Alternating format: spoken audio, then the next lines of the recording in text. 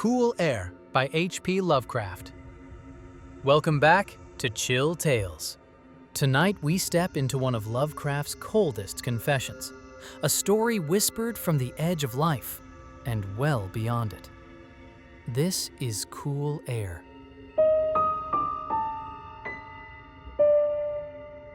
You ask me why I fear a draft of cool air, why I shiver more than others upon entering a cold room, and why the chill of evening makes me faint and sick.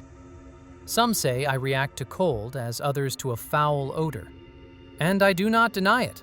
What I can do is tell you the most horrible experience of my life. Horror, I found, does not belong to darkness. It lives in broad daylight, in the noise of a city, in a shabby rooming house.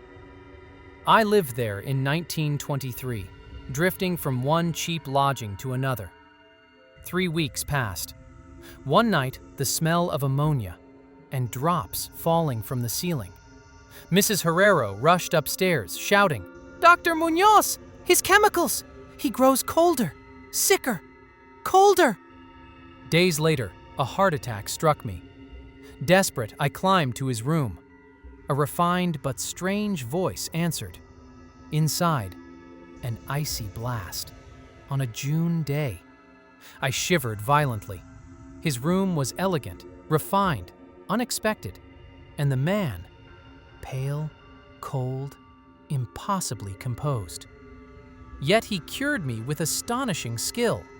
His voice hollow, breathless, speaking of his war against death, his dependence on cold. Any rise in temperature, he said, could kill me. I visited him often as he worsened, his skin more livid, his voice fading, his motions failing. His obsession with cold became monstrous. He desired impossible temperatures, and the odor grew unbearable. Then came the night of terror. The refrigerating pump broke. The cold vanished. He called me by pounding the floor.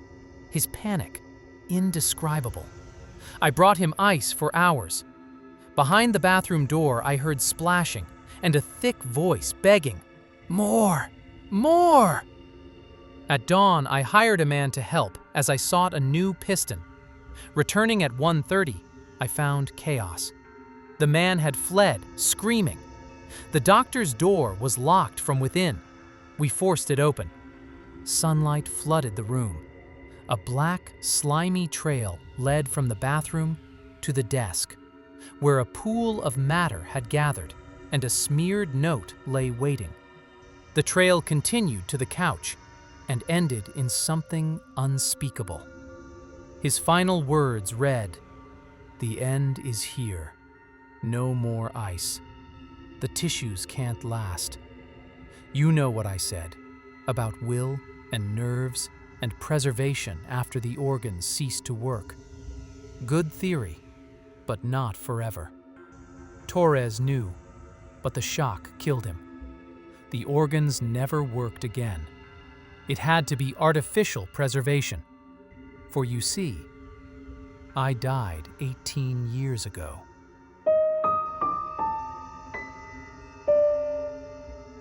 And that is why I fear cool air, and why the smell of ammonia makes me tremble. This was Cool Air, one of Lovecraft's most chilling tales, a confession whispered from the threshold of unlife. If you enjoyed this narration, follow Chill Tales on YouTube. New unsettling stories every week. Stay warm and beware the cold.